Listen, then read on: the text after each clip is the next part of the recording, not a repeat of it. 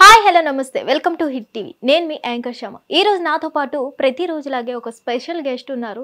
తను ఏంటంటే youth youth youth అని అంటున్నారు. అసలు అతని ఎజెండా ఏంటో అతన్ని అడిగి తెలుసుకుందాం. హలో అండి, నమస్తే. శ్రీనివాస్ గారు ఎలా ఉన్నారు? బాగున్నాను. చెప్పండి, అసలు దేనికోసం వచ్చారు, మీ ఎజెండా ఏంటి? అంటే ప్రజెంట్ పాలిటిక్స్ ఎట్లున్నాయంటే యూత్ని వాడుకొని వదిలేస్తున్నారు. అవును. అంటే ఎట్లా అంటే అది ఇక అందరికి తెలిసిన విషయమే. పొలిటికల్ పార్టీలు కానీ పార్టీల నాయకులు కానీ యూత్ని బీరు, బిర్యానీ, బైక్ ర్యాలీస్ ఈ 3 అంశాల వరకు వాడుకొని ఎలక్షన్ తర్వాత వదిలేస్తున్నారు.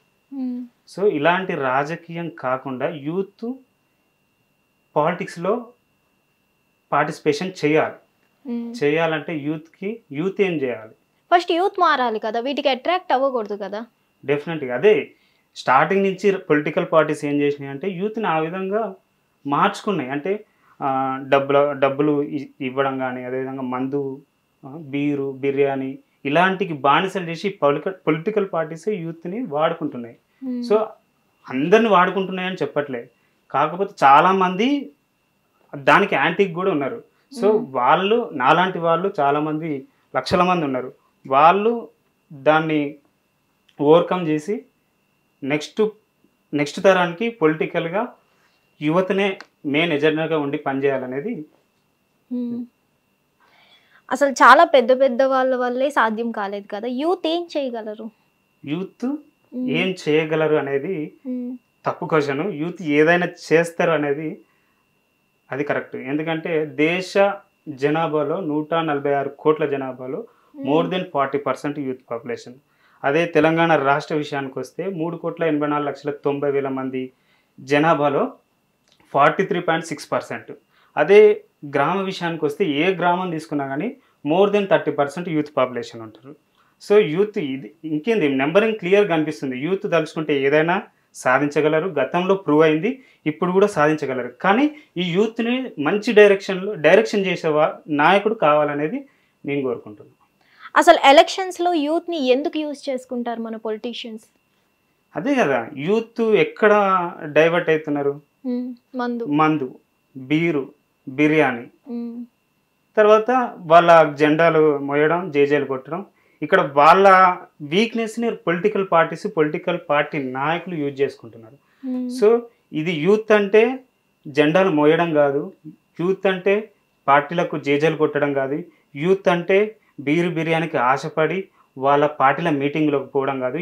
యూత్ అంటే పొలిటికల్గా రాజకీయంగా ఎదగాలి అనేది యూత్ తెలుసుకున్నప్పుడు ఖచ్చితంగా మార్పు సాధ్యమవుతుంది.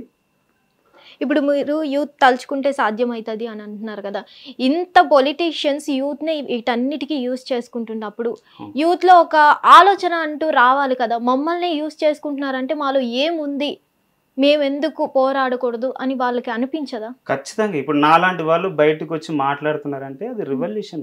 ఇప్పుడు మీకంటూ ఒక అవగాహన ఉంది, మీకు ఇంట్రెస్ట్ ఉంది.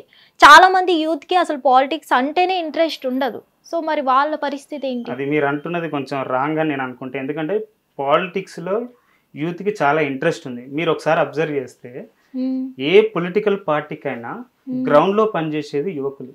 మోర్ దెన్ 75% యూతే పనిచేస్తారు. అంటే యూత్ కింద మొబిలైజింగ్ చేయడం కానీ, ఇంటింటికి వెళ్ళి ప్రచారం చేయడం కానీ, ఇంటింటికి వెళ్ళి మందు బాటిల్ పంచడం కానీ, బీర్ బాటిల్ పంచడం కానీ, బిర్యానీ ప్యాకెట్ పంచడం కానీ, ఇవంతా యూతే చేస్తారు. ఖచ్చితంగా పొలిటికల్గా ఇంట్రెస్ట్ లేనిది ఆ పొలిటికల్ పార్టీ కింద కార్యకర్తగా ఎందుకు పనిచేస్తారు? చేయరు కదా. డెఫినెట్గా పొలిటికల్గా ఇంట్రెస్ట్ ఉంది, కాకపోతే వాళ్ళకి డైరెక్షన్ ఇచ్చేటోళ్ళు లేరు అనేది వాస్తవం. సో డైరెక్షన్ ఇచ్చే నాయకులు ముందుకు వస్తే డెఫినెట్గా నాలాంటి యువకులు చాలామంది లక్షల్లో మంది ఉన్నారు. సో వాళ్ళని యూజ్ చేసుకుంటే ఖచ్చితంగా ఈ దేశ పునర్నిర్మాణంకే కానీ, రాష్ట్రానికే కానీ, మన ముఖ్యంగా గ్రామ స్థాయిలో ఇది డెఫినెట్గా సాధ్యమవుతుంది. అసలు ఎలక్షన్స్ టైంలో యూత్ పాత్ర ఎలా ఉండాలి అంటారు?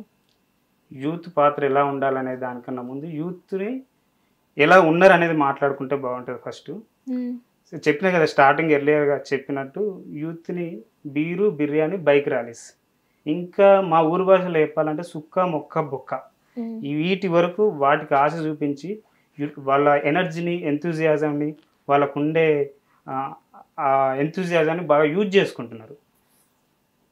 సో పొలిటికల్ పార్టీస్ వాళ్ళు చెప్పే మాటలు, వాళ్ళు చూపించే ఆశలు, అంటే ఈ డబ్బు ప్రభావం కానీ, మందే కానీ, బీరే కానీ, బిర్యానీ కానీ, ఇలాంటి వాటికి ముందుకు పోకుండా, వాళ్ళకు ఆశపడకుండా మనకంటూ ఒక పొలిటికల్ ఎజెండా అంటే మంత్రిగానో, ఎమ్మెల్యేగానో, ఎంపీగానో పోటీ చేయాల్సిన అవసరం లేదు. నీ ఊరిలోనే, నీ గ్రామంలోనే ఓ వార్డు మెంబర్గా, ఓ సర్పంచ్గా, ఎంపీటీసీగా, జెడ్పీటీసీగా పోటీ చేసే అవకాశాలు ఎన్నో ఉన్నాయి.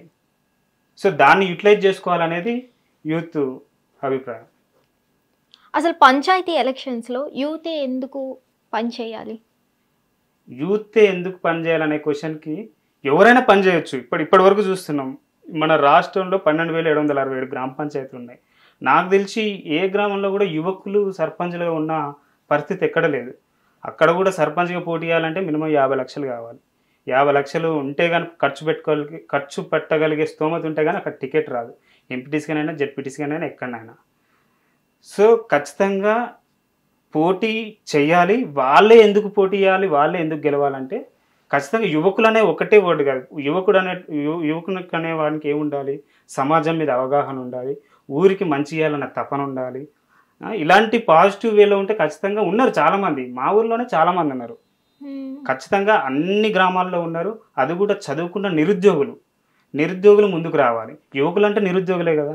ఇప్పుడు నిరుద్యోగులను కూడా ఈ రాష్ట్ర గవర్నమెంట్, ఈ గవర్నమెంట్ అనే కదా, అన్ని గవర్నమెంట్లు మోసం చేస్తున్నాయి. సింపుల్గా ఒక లాజిక్ చెప్తా మీకు. మన రాష్ట్రంలో కానీ, దేశంలో కానీ, దేశం విషయానికి వస్తే మన దేశంలో ఉన్న జనాభా 146 కోట్లు, 3% ఉద్యోగుల సంఖ్య, 3% ప్రభుత్వ ఉద్యోగుల పర్సంటేజ్.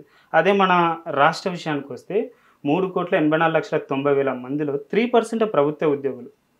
అంటే ఇక్కడ చూడండి, మనం ఇప్పుడు నోటిఫికేషన్లు వేస్తున్నారు, గతంలో కూడా వేసినారు. ఒక 100 ఉద్యోగాలు ఉంటే దానికి 1,00,000 మంది అప్లై చేస్తున్నారు. అంటే నువ్వు తలకిందులు తపస్సు చేసినా కానీ 100 మందికే ఉద్యోగాలు ఇవ్వగలుగుతావు, అంతే తప్పితే మిగతా వాళ్ళకి ఇవ్వలేవు. కానీ అక్కడ 100 మందికి ఉద్యోగాలు వస్తాయి, ఓకే. మిగతా 99,990 మంది పరిస్థితి ఏంది? ప్రభుత్వాలు వీళ్ళ గురించి ఆలోచించాలి కదా.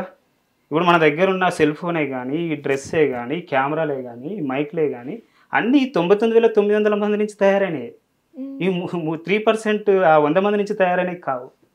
సో వాళ్లకు ఈ 99,990 మందికి ప్రభుత్వం ఏ విధంగా సపోర్ట్ చేయాలి అంటే, వాళ్ళ స్కిల్స్ డెవలప్మెంట్ కోసం స్కిల్ డెవలప్మెంట్ సెంటర్లు పెట్టడమా, వాళ్ళు ఏదైనా బిజినెస్ చేసుకోవడానికి ఫైనాన్షియల్ అసిస్టెన్స్ ఇవ్వడమా, ఇలాంటి విధాలుగా ప్రభుత్వాలు ఆలోచించి సపోర్ట్ చేయాలి. తప్పితే 100 మందికి ఇచ్చే ఉద్యోగాలు అది 1,00,000 మందికి ఇచ్చినట్టు బయట పోర్ట్రేట్ చేసి జనాలు ఈ నిరుద్యోగులను నమ్మించి మోసం చేస్తున్నాయి. నేను ఈ గవర్నమెంట్ ఆ గవర్నమెంట్ అని అనట్లే, అన్ని గవర్నమెంట్లు చేస్తున్నాయి. ఖచ్చితంగా నేను చెప్తున్నా కదా, 100 ఉద్యోగాలను చూపించి 1,00,000 మందికి వస్తున్నట్టు భ్రమలు కలిగించి, మరి 100 పోస్టులు ఉన్నాయని క్లారిటీగా వాళ్ళు మెన్షన్ చేసినప్పుడు అంతమందిని అప్లై చేయమని ఎవరు చెప్తున్నారు? మీరే కదా వెళ్ళి అప్లై చేస్తున్నారు. ఖచ్చితంగా అవకాశం ఉంటూ ఎంతమంది ఉంటారు, 2,00,000 మంది అయినా చేస్తారు. నేను ఏమంటున్నా, అది గవర్నమెంట్ కూడా తెలుసు, ఆ ఫ్యాక్ట్ చెప్పట్లే బయటికి. హిట్ టీవీ యాప్, ఇందులో short news, live news, entertainment shows, movies, digital magazines తో పాటు మీ జిల్లా వార్తలను కూడా ఫ్రీగా చూడొచ్చు. ఇంకెందుకు ఆలస్యం, వెంటనే హిట్ టీవీ యాప్ ని డౌన్లోడ్ చేసుకుని ఫ్రీగా ఎంటర్టైన్మెంట్ పొందండి. Hit TV app, hit TV app, please download hit TV app. Hit TV app ని ఫ్రీగా డౌన్లోడ్ చేసుకుని ఎంజాయ్ చేయండి. మీకు నచ్చిన ఎంటర్టైన్మెంట్ కోసం హిట్ టీవీ యాప్ ని ఫ్రీగా డౌన్లోడ్ చేసుకుని ఎంజాయ్ చేయండి. హిట్ టీవీ యాప్ ని డౌన్లోడ్ చేసుకుని ఆస్వాదించండి, ఆశీర్వదించండి. ఇంతమంది సెలబ్రిటీలు హిట్ టీవీ యాప్ ని డౌన్లోడ్ చేసుకోండి అని చెప్తున్నారంటే ఎంత మంచి యాప్ ఆలోచించండి.